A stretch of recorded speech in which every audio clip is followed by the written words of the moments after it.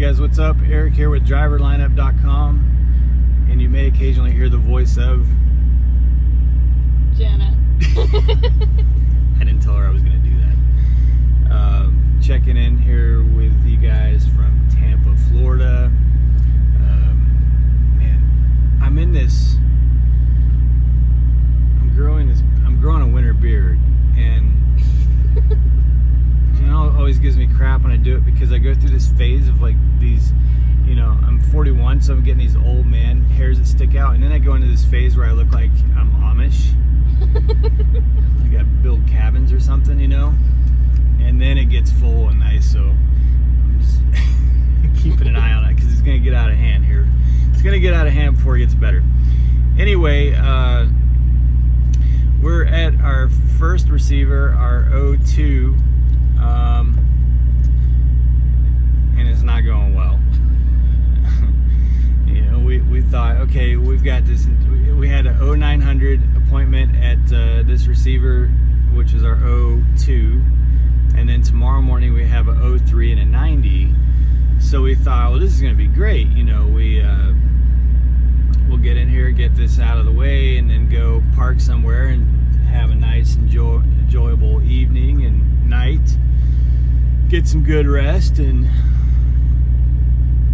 this receiver had different plans. We got here at, at 0700 roughly. Yeah, about 0700. We're able to squeeze into a parking spot, and this place is extremely tight. I would show you how close all the trucks are right across from me, but they all have the brand of the place on them, and I don't really want to out this place, but it was extremely tight getting into a spot, and then we didn't get a door until 10:30, and they had us go ahead and open the doors,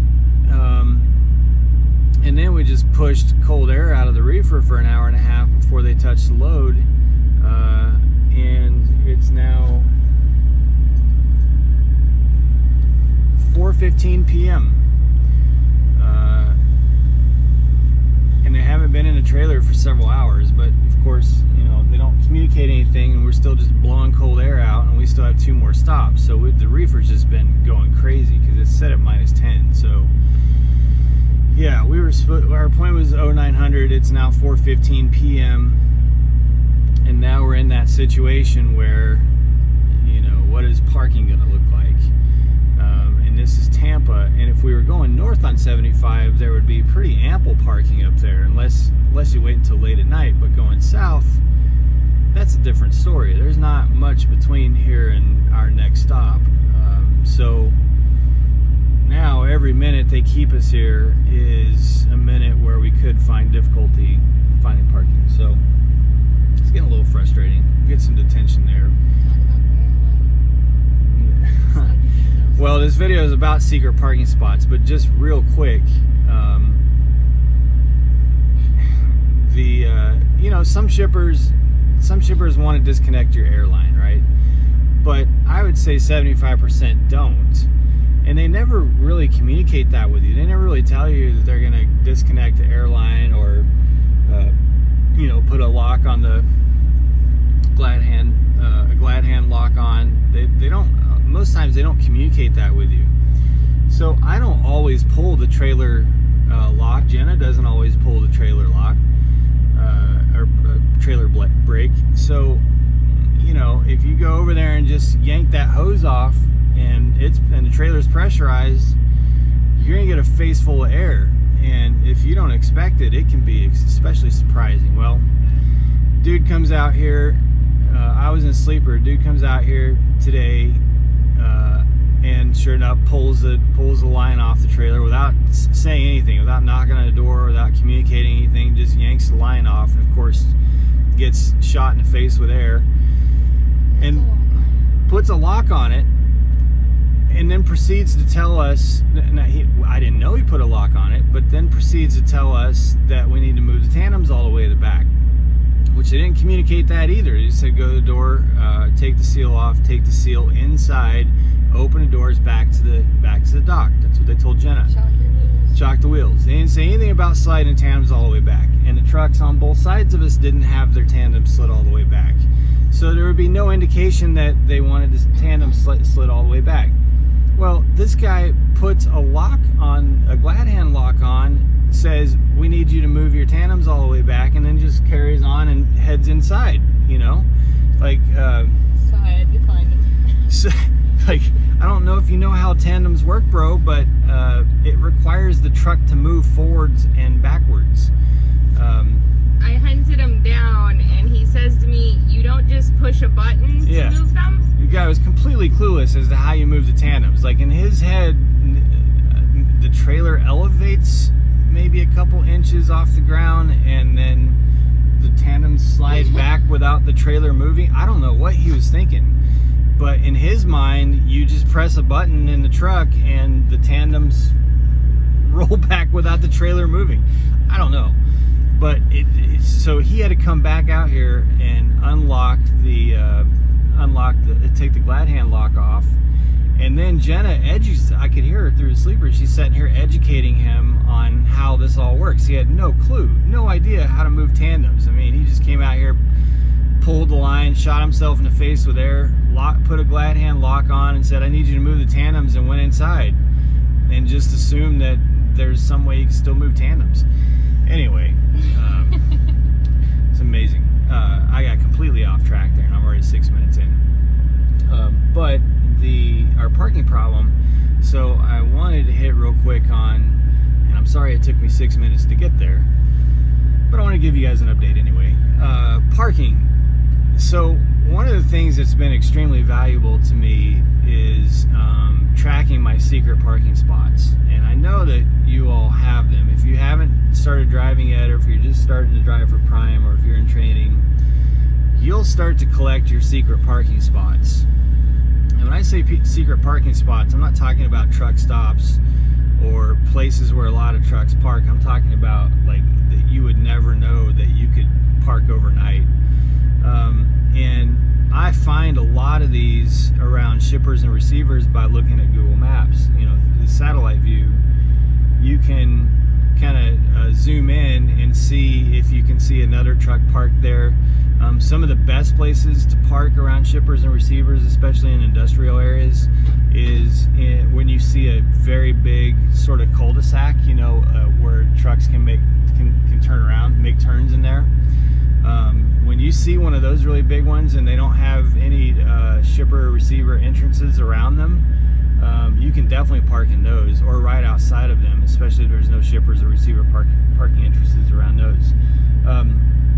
And then when you find them, drop a pin on Google Maps and then label that, add that to a private list that you don't have to share publicly. And that is incredibly valuable. I don't have one yet in Tampa, but I have great spots see what I have, Los Angeles, Nashville. Parking in Nashville is complete crap. I have good ones in Cleveland. Remember that big, you know the spot I'm talking about. I have an amazing spot in Cleveland where you've got like an entire massive parking lot to yourself, maybe you and one or two other trucks. I've got them in Charlotte.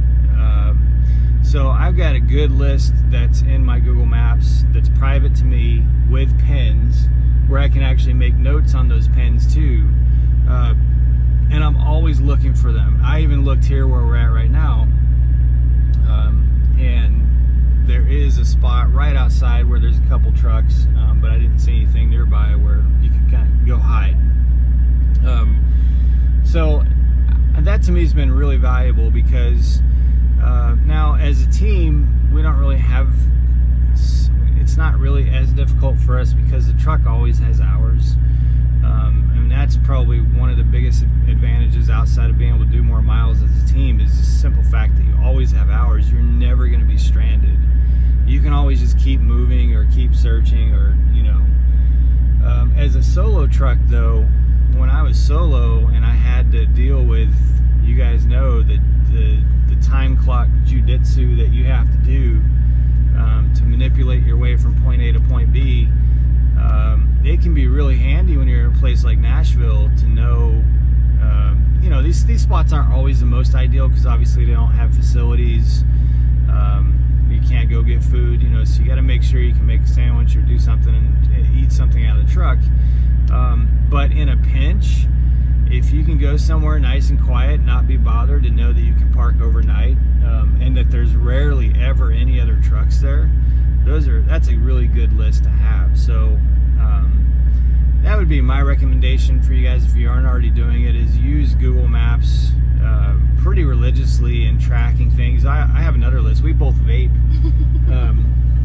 So I have a long going list, and I've actually thought about doing making that list public, but I have a long going list of vape shops that are truck friendly, or close to truck friendly, yeah, that you could at least get a truck close to, because I smoked for many years. I smoked for more than a decade and quit, I don't know, 7 years ago. Yeah. And I was able to quit smoking because of vaping. So and I'll admit I'm addicted to nicotine. I'm not going to pretend I'm not addicted, but I feel like vaping's a lot better than cigarettes. Now that it's pouring rain, it's going to be time for me to go get paperwork. I'm sure of it. Yeah, I got my full 10-hour break here at this receiver, and there's not been a drop of rain all day. And now it is just like tropical storm pouring down rain. Like literally as we've been sitting here talking with you guys. So yeah, you're right. You'll probably have to go get paperwork here in a minute now to start raining. But anyway, I hope that helps you guys. Like I said, when you're in a lot of these shippers and receivers are in really random, in the middle of nowhere places. And while you're there, just look in on Google Maps, especially in outside of cities. If it's an industrial area, then look at Google Maps to see if you can find those big cul-de-sacs where trucks can turn around. And if you see a truck there in Google Image or Google Maps, then that's parked right on the side, then okay, well that truck was able to go there, and maybe you can go check it out. I have a great one in Charlotte that's in a place where there's no other truck parking, and it's a big cul-de-sac like that in an industrial area, business park, and you can fit 6 or 7 trucks there. And usually when I wake up, there's like maybe 2 or 3 trucks. Peaceful, quiet, not on an interstate. You can get really good sleep there. So Google Maps, there's a lot of things I don't like about Google, but there's a lot of features and tools that Google has that are extremely valuable, and that one is one of the ones that I use the most, is tracking list of places that I can go with the truck. I'm also starting a list of hotels that are truck friendly, private for us, Walmarts, and I know there's like Trucker Path and all that, but just my own, and we have a dog, so like rest areas that have good grassy areas, things like that, where I can just open it up and I've got a list. If I need a place to park, if we need a place to shop, if we want to take a downtime for a night in a hotel, if we want to take the dog for a run, to have places, because we're doing so many miles and we're all out here having so many experiences and seeing so many things, you might as well track places that you love and hate and be able to pull those up and use them. So anyway, so let's figure out, hopefully we'll learn a new spot tonight, because it's 4:30 p.m. We were supposed to be out of here around 12:30 p.m. Now we're up against rush hour in Tampa on Monday, and in pouring rain, and can't get to our 03 until 0600 tomorrow, and it's only 100 miles away. So we gotta go find a place to park. As I said the other day, wherever it fits is where it sits. Had an old school super trucker tell me that once, and so that's going to be our situation tonight. Yeah, so anyway, hope you guys are doing well out there. Be safe, make good decisions, and as always, drive to thrive. Check in with you soon. Thanks.